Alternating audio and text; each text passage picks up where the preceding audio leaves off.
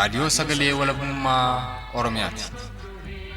Raadiyoon sagalee walabummaa Oromiyaa karaa marsariitii independent.oromia.org torbanitti yeroo lama kan isiniif dhiyaatu amma jalqaba. Raadiyoon sagalee walabummaa Oromiyaa akeeka qabsoo kan saba Oromoo bilisaaf biyya Oromoo walab sirna dimokiraasii faqaan bulu deebisanii gadi dhaabuuf godhamu deeggara. Akeeka qabsoo kana babal'isuufis hojjeta. Birmadummaan Oromoo dafqa dhiigaaf lafee ilmaan Oromoon dhugooma jedhee amana. Dhaggeeffattoota isaas wareegama qaalii kanaaf kakaasuuf carraaqa. Kun raadiyoo sagalee walabummaa Oromiyaati.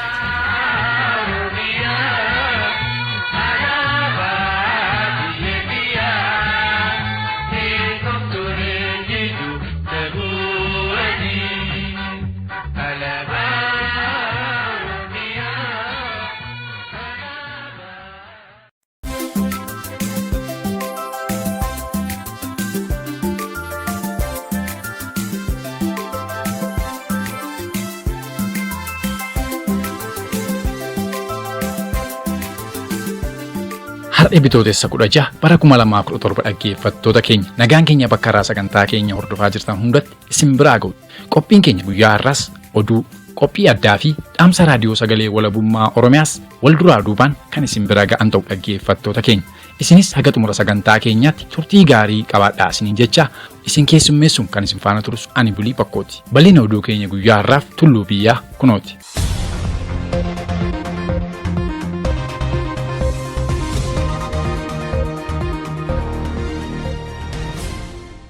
Hashama harka fuunee dhaggeeffattoota keenyaa oduu guyyaa har'aan isin dhageessisa. Oduu waliin an Tulluu Biyyaati.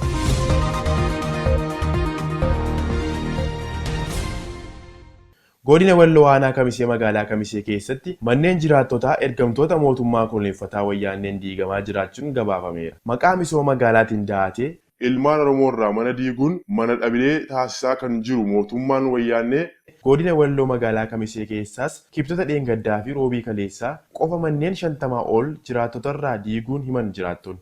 Bulii Bakkoo dabalata qaba.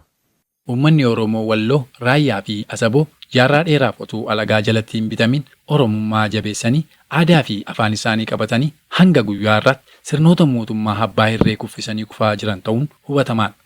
Haaluma kanaan miidhaan uummata Oromoo irratti karaa adda addaa mootummaa koloneeffataa wayyaaniin gaggeeffamaa jiru itti fufuun godina addaa Oromiyaa naannawaa Amaaraa jalatti kan bulaa jirtu magaalaa Kamisee keessatti sababa hin beekamneen kaffaltii tokko malee manni jiraattootaa jalaa diigamaa jiraachuun dhaga'ameera. Gocha gara jabummaa kanaanis uummanni Oromoo hedduun mana jireenyaa dhabanii rakkachaa kan jiran ta'uu dubbatu. Baay'inaan namoonni manni jalaa diigame kun namoota gaafii mirgaa abbaa biyyummaa gaafatan jedhe mootummaan koloneeffataa wayyaanee sodaa guddaa irraa qabu ta'uu kan dubbatu jiraataan magaalaa Kamisee tokko raadiyoo sagalee walabummaa Oromiyaaf hime.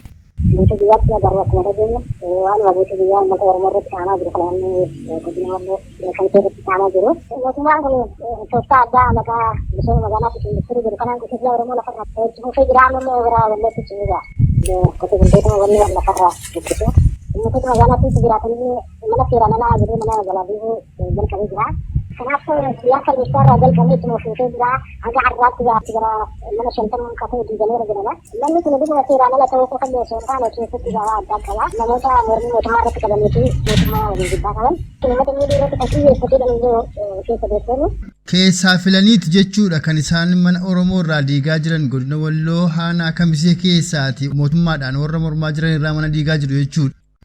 Aktivisti namoota mootummaa irratti yeroo adda addaa fincila kaasa kan mootummaan namoota irraa sodaa qabu mootummaa kana kan hin deeggarre yeroo adda addaa mootummaa irraa faallaa deeman ergama isaa kana bakka hoolteen yeroo adda addaa dura dhaabbatan namoota akkasii kana irratti kan xiyyeeffate manni kun mana seeraan alaa jedhanii haa ta'u garuu gara bara 10 kanaa koositeesaa jira namni tokko amma ijaarramee miti mana ture mana gara kana guutuu taa'ee jiru har'a lafaatee mana seeraan alaa ta'ee ibsuun mootummaan kun ta'ee isaa maal akka ta'e ibsaa hin jiru kanuma seeraan alaa alakillee mana seera qabeessa seera keessatti hojjechaa jiran ni jiru.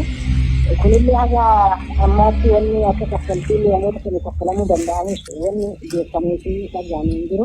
Kanaafuu mana kana gaaffiillee jiksooti fayyadamaa jira har'a guyyaa har'aa kana poolisii fi humna federaalaatiin barsiisee namni bittamaatiin oolee borullee itti hojjetamaa hagan bittinuu hagam akka biisan gara fuuldura jiraachuu waliin agarru ta'a. Uummanni illee kana irratti mootiin agarsiisaa jira.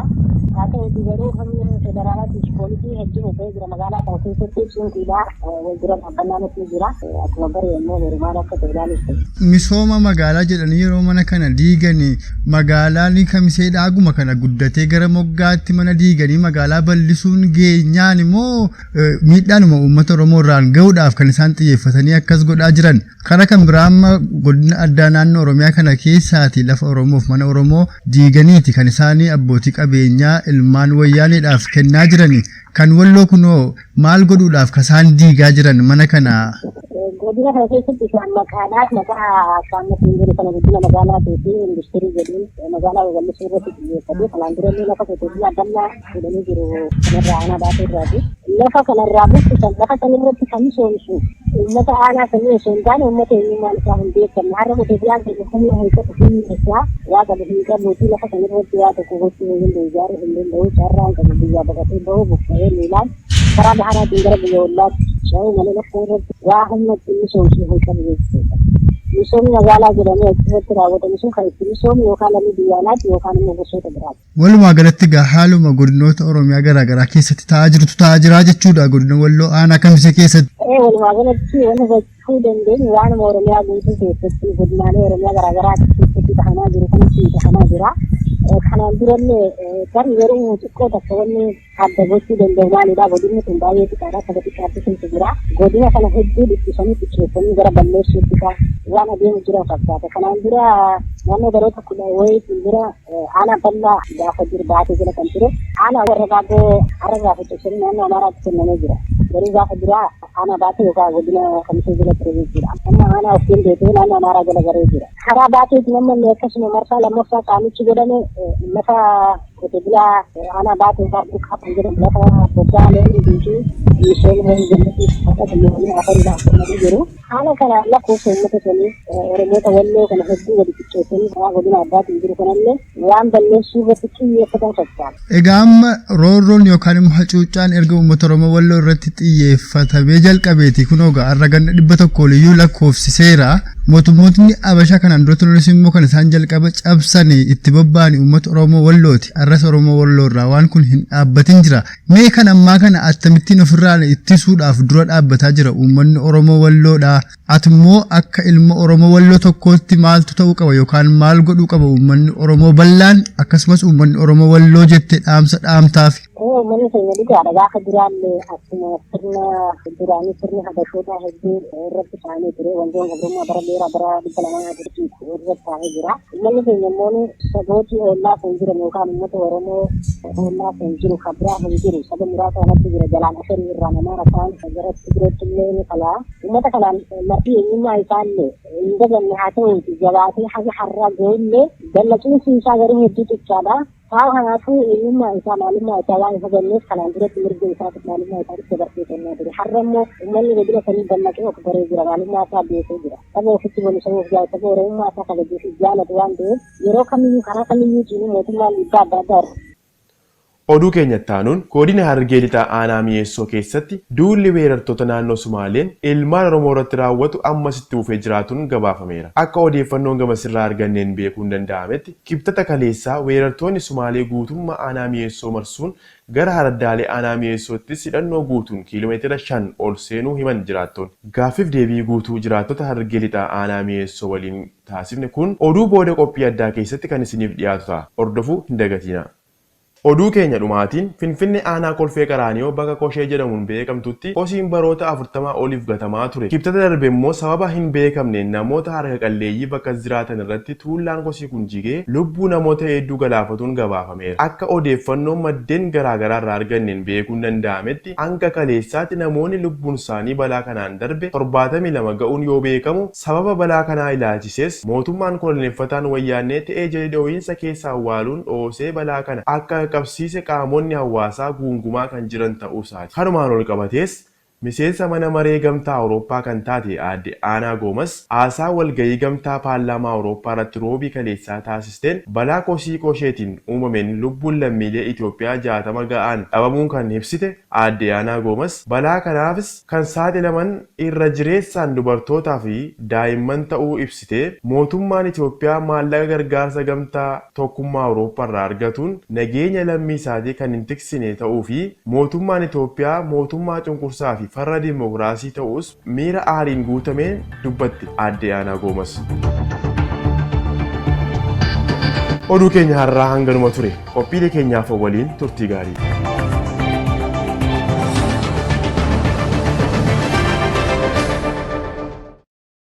Akkuma beekamu weerartoonni naannoo Sumaalee erga gargaarsa mootummaa kunuunfataa wayyaanee irraa argatan fayyadamuun Oromoof Oromiyaa irratti lola labsanii baatii 3 kan deeman lola kanaanis godina Baalee, godina Arsii, godina Gujii, godina Booranaa fi godina Harargee Ba'aaf Lixaa keessatti lubbuuf qabeenya ilmaan Oromoo irratti miidhaa guddaa qaqqabsiisaniiru. Ammas weerartoonni kun ergama mootummaa kunuunfataa wayyaanee irraa itti kenname galmaan ga'uuf godina Harargee Lixaa Aanaa Mi'eessoo keessatti lola sanbata darbe gaggeessan lubbuun ilmaan Oromoo 3 darbuun akkuma yaadatamu roobii kaleessaa immoo Haraddaalee Aanaa Mi'eessoo cufa seenuun hidhannoo guutuun yoo xiqqaate Haraddaalee Aanaa Mi'eessoo kana kiiloomeetirii 5 ol keessa ol kutanii kan jiran kanas kan raawwatan gara fuulduraatti lola banuuf akka jiran dhageenye gamasitti bilbiluun jiraata Aanaa Mi'eessoo tokko odeeffanne. Jiraataan Aanaa Mi'eessoo gaaffii deebii raadiyoo sagalee walabummaa Oromiyaa waliin godhanis hidhattoonni naannoo Sumaalee kun roobii kaleessaa barii yaasaa saree ganama isaa 11 irraa eegalanii Aanaa Mi'eessoo kana weeraruu isaanii dubbatuun dubbii isaanii haansan.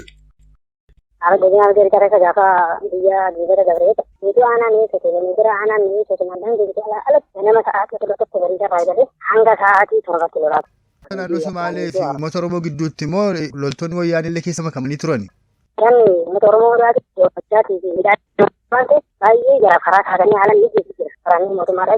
Baay'ee deebisee hooggansa siyaasaa Oromiyaan qabu irratti galanii hooggansa siyaasaa Oromoon qabu kan naannoo hanga ka'uu fi wal ta'an aangoo irraa wal buusanii fi wal shoora keessan isaan godhee nama haaree qofa kan ammaas keessatti nama wajjin isaa waliin amanne godhee.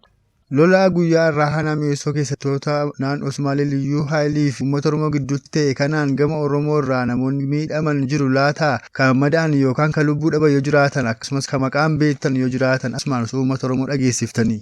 Guyyaa irraa osoo hin ta'in guyyaa dilbata dabre guyyaa irraa akkuma lolaatiitu kanatti hidhannoo guuttatanii naannoo Oromiyaa guutuu bakka daangaa bira dabranii hedduutti kiiloomeetira 5 seenanii araddaa buqqaasanii uummata kaasanii aanaa biraatti araanaa ciroo ol naqanii lafa qabatanii taa'u jiran malee har'a lolli hin turre dhukaasni hin turre gaafa dilbataati aanaa guututti weeraranii araddaa 2 araddaa 3 akkas kiiloomeetira baay'ee seenanii uummata kaasanii lafa qabatan gaafa dilbataati guyyaa namni deemu guyyuma sanii guyyaa dilbata dabreecha.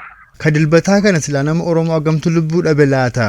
Ardaa waltaanii irratti nama Oromoo sadii isaanis poolisoota Oromiyaadhaati. Lafti dingaa Oromiyaadhaa naannoo Oromiyaadhaati. Lafa irratti hirmaatanii tokko Ahmad Jaama, tokko Mahamad Maal Jaama, tokko Addisuu Jaama. Maqaan hin beeku isaan sadeenuu poolisa Oromiyaa aanaa kan jiranii dhaloota boqon. Sagalmii afuraffaan ammoo ulaa miintarratti ta'e nama guddaadha. Abbaa Umarii Jaama jaarsa tokko kana magaalaa Mi'eessoo mana nama saba Somaalii mooraa keessa taa'ee nama karaa diimurratti bombii darbeecha ajjeesee nama afran kanaatu ta'e biyya kana. Namni sadii immoo biyya madaa'e Oromoodha. Kun araddaa biqiltuu bakka jaamtutti dhukaasatti bananii namni sadii madaa'e lama hospitaala ciroo jira nama yeroo ammaa kana tokko hospitaala Adaamaa rifar deemee jira.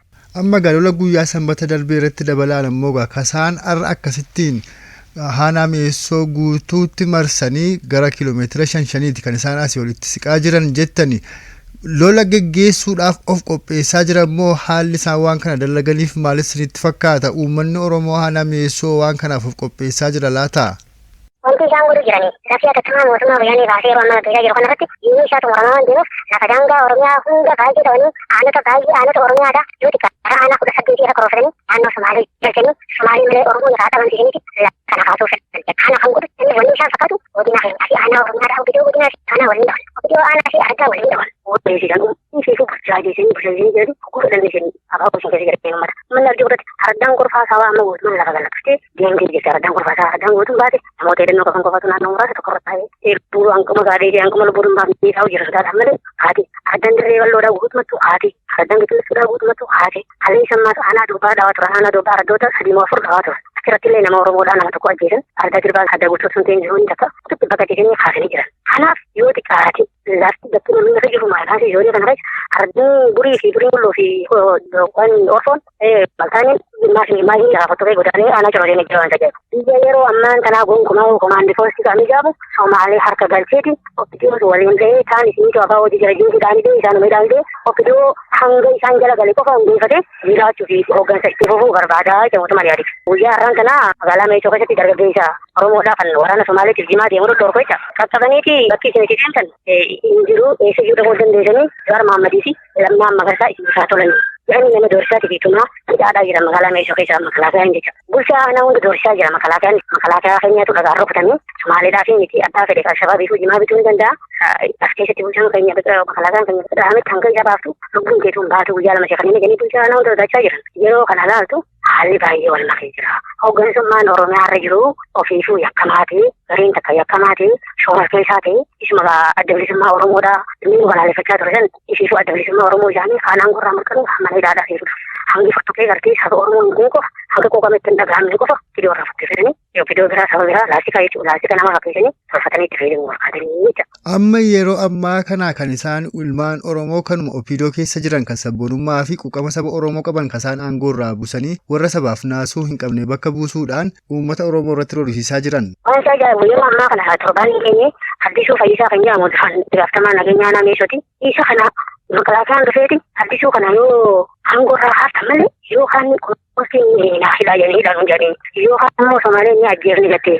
Amma Oromoodhaa bakka qorannaa gaggeessinetti sikuriitiin keenya qorannaa gaggeessu manni Oromoodhaa isaa ta'eetiin qonnaa isaa nu gurmeessi qawwee nu bite dhawaa jeemoo haatilee waraan warra godinaatiin ammoo haalli santanaa araddaarratti uummata bira bobbaasee jirtu uummata qofaan qabdu jenneen warra godinaatiin uummata araddaarraa walitti qabaniin ammoo isin abaa'otu isin keessa jira jenneen amma warri aanaadhaa uummataatu nu saatilee uummataatu iccitiin balaa himii jeeti warri aanaatiif warri araddaadhaa wal qofaan qabu amma waan sodaatee jira. Amma warri godinaa gaggeessitoonni keenya aanaadhaa araddarra jiran uummata ijaaranii qoosummaa gaddeebisanii uummata diinataa dhorkaa hin jiranii makalakaa wanti nuuf amma atattamaan aangoo raafaasaa jeeti tarkaanfiin Addisuu fi itti gaafatamaa nageenyaa Addisuu Fayyisaa fi itti aanaa nageenyaa Naasir Ammee nama jedhamu olma isaan araddaa kolfaasaa waatii fi durii mulluu jiranii nama biraa taasisee haariyaa kan itti aanaa kanaan beeku kan uummata aanaa kanaa sodaatu kan hawaasa Oromoo wajjin afaan tokko dubbatee walii galuu hin dandeenye namanni fidanii faayan barree kun amma uummanni aanaa kanaa akka dinniisaa akka gartii shooras keessaa fuudhanii waan qabsiinis uummata wajjin walii galuu hin dandeenye dhawaa hin jaanne. Isin jirtanii uumaa isin godhanii isaa malee gonkumaa'u ijoon irra deebisee sirrimaan hin hidhaasin tajaajilni nuti haaree mara sararee kana. Addisuu kaasanii asirraa dheefa komaandii boosiin takkaanii fi takkamaa Somaaliitu hojjetaa jedhanii inshaan aanaa isiidhaan warra Addisuu dhee Addisuun baddeessaa galee magaalaa baddeessaa bulchiinsa aanaa odaa bulchuu aanaa odaa bulchuu galchan baddeessaa Naasir Ammeedhaan immoo yeroo hancaara galchan hancaariin fudhu jennee hojjetaa taasise deebi waan nama ajaa'ibsiisu kana keessa wal dhawaa wal tafakaa jira. Haaromsa immoo gadi fageenyaa barana gaggeessaa kana keessatti gaggeessaan haaromsa kana keessa darbe ji'a sadii kilaasii takka malee uummataaf filamee sagalee miseensitti falmee biyya hoogganaa biyya gaggeessaa namni tokko hin jiru jaame iddumaan ammoo gaafa jarri ajaju qoreenii wal kofisanii wal dha'uu wal fataju wal hidhuu kanatti bobba'anii kana fakkaata. Amma gaamee haala kanarra aanuudhaaf maal godhuu qabaa jettanii yaaddu kara kan biraa immoo godina Harargee ba'aa haala adda addaa keessaa uummanni Oromoo walii dirmateeti kan inni hattoota naannoo Somaalee kana ofirraa lolaa jiru haalli kunoo maal fakkaata Harargee lixaa keessatti sadaffaan ammoo mootummaan kunuunfataa wayyaan eegaa akka kanattiin uummata waliinaa gama biraan immoo rifereendamii gaggeessuuf deemu erga Somaalee lafa qabsiisanii booda akkasumas immoo Somaalota lafa fagoorraa fidanii bakka amma hidhattoonni naannoo Somaalee qubatanii jiran kana uummatas qubsiisaniiti filannoo godhanii rifereendamiidhaan lafa kana akkuma kanaan dura baran muranii Somaaleef kennuuf deemus waan jedhu jiraasa kanoo quba qabduu laata. Beekamaadha kun amma araddoota irree bal'oo fi qoffaa sabaa kana iddoo kana uummanni waan irraa ka'ee jiruuf amma qofsiisaa jiran nama qofsiisaa jiran isaan Somaalee gajirraa qofsiisaa jiranii abbootiin qabeenya isaanii bifa guutuu fi wal amananii gonkumaa manaa baanii fi loluu dhuunfaatiin illee Alshabaabii fi ONLF takka'uu OBLG dhaabbata gartee ogaadeen kan haniin wal tuqanii tuqaa walirraa hin qaban uummanni isaanii Somaalee abbootiin qabeenyaa jiran hundinuu biyya argachuudhaaf qabeenya isaanii investi godhaa jiran hawaasa kana bira dhaabbachaa jiran taasisaan qawwee nyaataan bishaan bira dhaabbachaa jiran keenya diidarsan baay'atan qabnu baay'ata barana komaandii poostii nyaatee fite jechuun waan hojiitu ni qabu waan kanaan hawaasaan gargaaru keenya duwwaa dheessuu qofa duraan argachuu qofa amma falli tokkichaan jiru jarri nama isaanii qofsiisataa lafa takka irraa haatee namni biraa qofate manaaf dhufaa jiran rootoo bishaanii qabiitii gammoojjiidhaa bishaan duraan gargaarsaatti naqamu fuudhanii isaanii dachaa oofaa jiran maqaan isa kana guura Oke, wow ini batu. Selalu kita nih sih jayo jadi orang orang. Orang mau ya kalau ante kamu tuh ada sih, hati kok pada ada. Apa itu Somali kiraji tak mau kita sudah orang tuh baria. Dapat tani saya ini di satu orang di satu. Wana na ya isi spesial. Kalau zaman sana, aku nami boleh ya. Sama sa opinion, makalah mati foto shoot di mana jadi. Kalau ada nih, makalah foto ini, tak opinion kita pada orang ini, tak opinion apa orang ini, harganya daun di sudah di mana. Lama sa opinion aka umat awak jual jadi umat angkapan umat sini ni kita siapa ada sih ini dia ada tuh bahasa ini siapa ada dalam jalan umat umat itu kan di sini cara hogan tuh video anak real umat sih hogan tuh video berjalan jadi kalau lewat wali galon dan amma kami umat lupa sih baru jalan dia apa kalau dibikin motor maka dulu kan motor mau orang boleh kata umat apa family terus balik menu bisa jalan-jalan bisa jadi tak karena itu umat kan jual itu berbadu. Dargaggoonni naannoo Somaalee kan dammaqiinsa qaban Somaaleef Oromoon obboleeyyanii nuti Oromoo haadhuun waan buufannu hin qabnu jechuun roobii kaleessaa bitootessa 15 bara 2017 hiriira ba'uun lola mootummaan koloneeffataa wayyaanee mootummaa naannoo Somaalee waliin wal ta'uun ilmaan Oromoo irratti labsee jiru mormuu fi geggeessaan naannoo Somaalee hidhattoota isaa itti bobbaasee dargaggoota sana keessaa tokko rasaasaan dhoosisuu akkasumas uummanni Somaalee gama sanii gama dargaggootaa garuun hidhattoota naannoo Somaalee waliin holaadhuu isaaniis akkanatti raadiyoo sagalee walabummaa Oromiyaatti himan. Jiraataan godina Harargee Lixaa Naamessoo gaaffiif deebii raadiyoo sagalee walabummaa Oromiyaa waliin taasisan kun. Amma ana tokko tokko yeroo dhageenyu dargaggeessaan namni barate osoo Oromiyaa irraa kan hojjechaa jiru taate immoo deebineeti makalaakaan caba manu godhan qabamni ajjeesan nama nagaa uummata kanaa buusu. Nagaa uummata kanaa buusuun kan laalidha. Mootummaa irratti nama duulesi godhan. Maaliif kaayyoo isaanii lola kun banuun lola kan Oromiyaa irra banuun kaayyoo xiqqeellesu waan ta'eef dargaggeessi naannoo Somaaleedhaa namni barate bu'aa lafa kataa fi lola kanaan fi jiru yeroo hojjechaa jirutti amma arraan kanaa wanni dhagahame bikki irratti magaalaa bikki irratti dargaggeessi Somaaleedhaa hiriira ba'ee nuti Oromoo walajjeesuu hin qabnu nuti obboleessanii saggeessaa keenyaa waliin nuti jiraa yeroo jee akka barana hiriira Oromiyaa irratti keessatti yeroo gaafii kanaa gaafii mirgaa gaafatu saggeessaa naannoo Somaaleedhaa itti baheeti dhaqawweedhaan sasaasatti dhukaasee nama tokko madeessi yeroo nama kana madeessu hawaasni naannoo Somaaleedhaa guutumatti bahee qawwee qaba hidhattoota gaafa qawwee qaba namni waan ta'eef itti bahee tokkeessaa isaanii keessa hawaasni sa'aatii muraasaaf walitti dhukaasa walitti bananii odoo hin saamuu magaalaa bikki irratti jecha naannoo Somaaliyaa keessa. Haaluma kanaan yoo tokkummaan saba kana lameenii dhufuumaatanidha. Lammaffaa yoo gaggeessaan ofiidoodhaa irra caalaan garaa hotatee jennoodha. Akkuma abaa'oon uummata kana keessa hin jirtu sooraffiisaan hin jiru uummata nagaatiitu waan midhaan dhahamaa jira. Ja'anii amma duratti qoda dubbachaa turan hooggantoonni olaanoon sadarkaa olii dubbachaa turan yoo kanarra cechanii kanumaan uummata waliin gahan lama. Sadaffaan ammoo uummanni lafa ni argata. Lubbuu namaa ammoo hin argannu. Lubbuun namaa ammas osoo abbaas barbaadu guddisisan hin baate dhugaadha. Sanii miti ergannoodhaan nama sitti argatanii namni nama bira taa'u yoo nama jeese abbaan qabee falmuu qabdu osoo sana jeeseen ergamtuudhaan du'u waan qabu waan ta'eef lafa kan lakkisanii akkoon kun kufaatiin yookaan yoo waan ta'eef lafa kan lakkisanii Oromoota jiran irratti galu. Yoo immoo firaniin dhoofa kadhate taate guututti manni Oromoodhaa baa'uudha. Okiidiyoolleen ejjennoo hin qabdu waan ta'eef muka dhaabbatu muka gartee zilgii jennuu hin qabne itti hirkatanii loluudhii fi itti hirkachuu hin ta'u jala dhaabbachuu hin ta'u takkaa ishee sirra jigaa akka itti isa hirkattu si jalaa jigeessi isaa talaa dirree jedhama. Waan kana sadeeni furmaataa jedhi yaadan yeroo ammaa.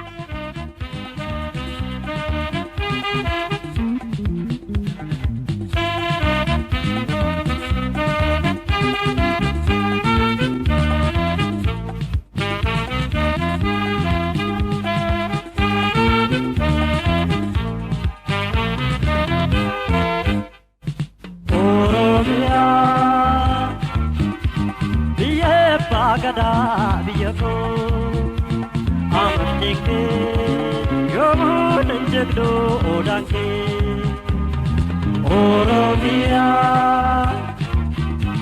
biye pagada biyako malatonke yomun jagdo alabanke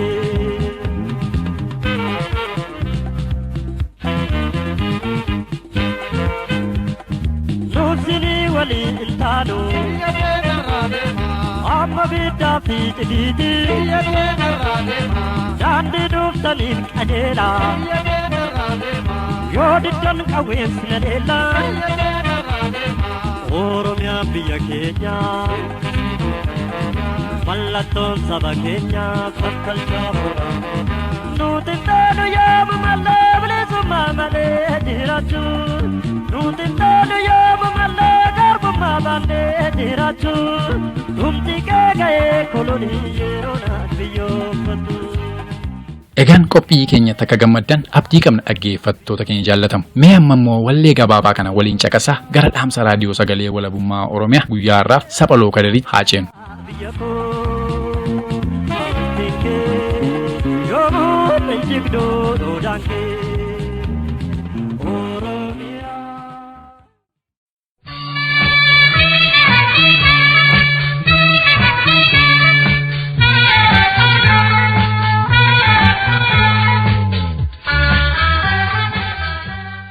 Oromoon saba bal'aa jalqabu maganamaa hiree firmaanni isaa marii waliigaltee gamtaa damboobaa fi wal jaalala irratti hundeen isaa meeree guddatee dasee as geela. Eenyummaa fi maalummaa isaa kun goolabbii jaarraa 19ffaa keessa sirna gita bittaa nafxanyootaatiin haa irraa saamamuu malee san dura garuu sabni kun saba jaalalaa fi kabajaan isaa eenyummee isaa sirna gadaa irratti bu'uurameen kan hornagamu ture. Sirna gadaa Oromoo bu'uura siidaa nageenyaa kan hiddi isaa mirgoota namaa beeyladootaa fi bineensota bosonaa mara hammatee ijaarame kan dameen isaa danuu gaaddisni isaatiis bal'aa akkuma muka odaa fakkaatu ture. Gaafa sirna kabajamaa kana saamamuu fi humnaan gita bittootaa fi koloneeffattoota sirna nafxanyootaatiin duraa diddiigamu irraa hanga har'aa garuu bilisaan kennanii callisanii harka maratanii guyyaa tokko oolanii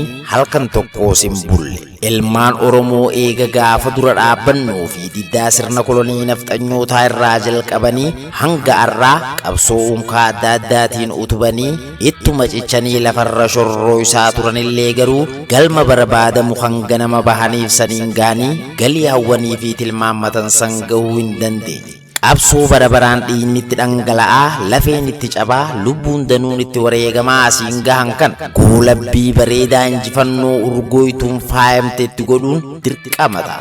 Sirna keenya kan mallattoo calaqqisa Oromoo ta'e sirna gadaa kan diinaa fi alagoota harkaa fi dhageetii eenyummaa Oromoo hin jaalannee fi hin feeneen findigamaa tureen buqqisuu dadhabanillee buxa dhoorkan kana deebifatee akkuma dur sirna bulchiinsaa fi qajeelfama jiruuf jireenyaa godhachuuf mudhii hidhatee qabsootti ciniinnachuu turre jira. Sirna gadaa deebifatanii jalatti buluuf Oromoon mirga abbaa biyyummaa Oromiyaa gonfachuun dirqama ta'a. Yaa uummata Oromoo walabummaa Oromiyaa guutuun guututti gonfannee sirna baroota dhibbaaf irraa agabnee hawwii qofaan itti abjoochaa turree fi miiraan itti gororaa jiraachaa jirru sirna gadaa deebifachuuf qabxiilee armaan gadii kana hojiirra oolchuun gaariidha. Tokkoffaa qabsoo haala addaatiin ilmaan Oromoo barabaraan itti wareegamaa jiran tan lubbuun kumoota meeqaa itti dhumte dhiigni akka galaanaa itti yaa'aa ture kana goolabbii gaarii itti godhuuf ilmaan Oromoo marti ka'anii sabbata gamtummaatiin walitti hidhamanii irree tokkummaatiin diina guddaa afaan akka naachaatti banee ilmaan Oromoo qarxam godhaa jiru kana fonqolchuun akka ta'e hubachuu turre jiraata. Kana godhuuf ammoo amma caalaa yeroon gaariin kana achi hafe akka hin jirre beekuun xiqqaaf guddaan dhiiraaf dhalaan qeerroo fi qeerritti Oromoo mara ijji isaanii kallattii takka qofa laaltee irreen isaaniitis kallattii takkittiisanitti waa furgisuu danda'uu qaba. Kallattiin takkittiin ammoo harata koloneeffataa mootummaa wayyaanee fi kittillayyoota isaa qofa akka ta'e beekuun warraaqsi keenya guddaan sirna hundeef keeysoon isaa turture kana fonqolchuu irratti kan xiyyeeffatu ta'uu qaba. Lammaffaa ummanni diina danuu qabu kan qabsoof warraaqsi gurguddaan baay'een irraa eegamu tokko turree qabsoo keessa wayita imalutti yoo addaan faffaca'aa deemuuf kan yaalute akkuma firii boqqolloo tan lafarra facaatee lukkuun guuramtuutti funaanamee dhumuun isaa beekamaadha. Nuti ummanni Oromootiis keessaafuu yeroo kanatti haaluma kamiinuu tasa bittinnooyne taanaan tokkoon keenya diinaan laqaa qabnee dhumuun keenya hin hafu waan ta'eef kana booda galma hawwii keenyaa san gahuuf addaan bittinnooynee deemuun nurra hin jira. Wayita ammaa kana yoo hallaafnu ta'e hidda gabrummaa buqqisuun ulfaatu hamaan kan ammaa kana caalu akka nurratti saaru gad fageessinee baruu qaba. Kanaaf amma tarkaanfiin keenya sadarkaa jalaatii hanga gararreetti ummanni Oromoo jaaramee walitti miggaaramuun diinatti suduuddachuu qofa akka ta'e hubachuun Oromoon kan biyya keessaa fi kan biyya alaa jiranis gamtummaa dhugaa irratti hundooytee wal qabachuu fi wal maxxanfachuuf bobaa waliif banuu qaba.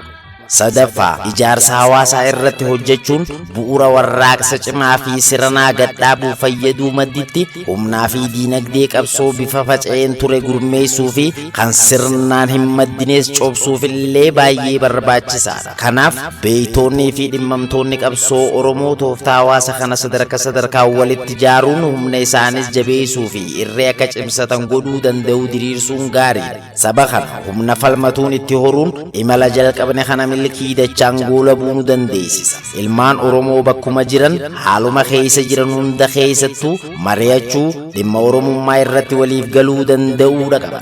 Marti keenya murannoo fi kutannoo takka qabaannaan gama tokko gallee tulluu guddoo gabrummaa tana laaftumatti fonqolchuu akka dandeenyu baruun gaariidha. Afraffaa fi inni xumuraa Oromoon sirna gaarii fi ittiin bulmaata badhaadhinaa kan ta'e sirna gadaa isaa san deebifatee akkuma kalee isaa san ittiin hornagamuuf dirqama qabsoo itti jiru tana fiinxaan baasee Oromiyaa walaboomsee Oromoos bilisoomsuudha qaba. Naatu siif beekaa mara jalaa miliqee Oromiyaa isaa tan baroota 100 caalaa maqaan itti jijjiiramaa nyaattuun faraqaan itti wal dabraa arra geessitan yeroo xumuraatiif harkaa fi goblaa koloneeffattootaa jalaa baasee ifiif irratti abboomuu qaba. Kana godhu ammoo adeemsa qabsoo fi warraa isaan dura dabree goolabbii fi xeerragee kana ammarraa itti cichuun tooftaa fi taligaa ammayyooytuu fi saffiftuu galma galii dhugoomsuu dandeessutti dhimma bahee mirga abbaa biyyummaa kan hawwii bara dheeraa ture kana mirkaneeffachuu qaba. Bilisummaa isaas shakkii malee gonfachuuf ba'aa fi lixa kaabaa fi kibba Oromiyaa irraa hawaasni dammaqee hidhatee wal qabatee ka'ee falmachuu qaba. Yeroo dhumaatiif Oromiyaa teenya irratti abboomuu fi galma keenya akeekanne ga'uuf haa hidhannu, walaa hidhachiifnu, haa lollu, walaa lolchiifnu, qabsoo ifirratti irkannootiin Oromiyaa haa walaboomsinu kan jedhu dhaamsa raadiyoo sagalee walabummaa Oromiyaa kan arraati. Oromoonni bilisooma, Oromiyaan ni walabu. Raadiyoo sagalee walabummaa Oromiyaa.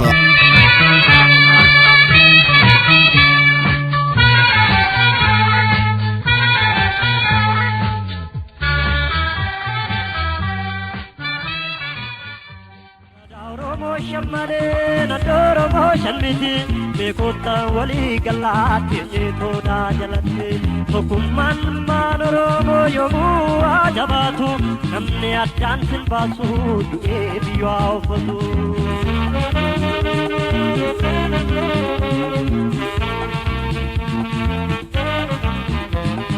Lakkiin Oromoo abbaa kenganini haadhaa kenganini. Meeshaan geeddaramte qarshiin jijjiiramte saba kee gurguriini. Naalallaafee jettee har'aa nyaattu tiru uruu dhagaa ta'a morme garaan hera. Biddeenni Oromoo furdaan otoo jiru akka jeellaa dhaqxee mana waddii gabru. Gadaa Oromoo shammaleen adda Oromoo shanmiti beekota walii galaatti jeetoodha jalatti tokkummaan maan Oromoo yommuu ajabaatu namni addaan sin baasu du'ee biyyaa uffatu. Egaan dhaggeeffattoota keenya qophiin keenya guyyaa har'aaf qindeeffanne haga kana ture. Qophii keenya itti aanuun haga walitti deebinutti anis gamanummaan nagaa koo isinitti dhaammadha. Horaa bulaa biyya nagaa jiraadhaa isiniin jenna. Kenganini haadhaa kenganini. Meeshaan geeddaramte qarshiin jijjiiramte Oromoo gurguriini.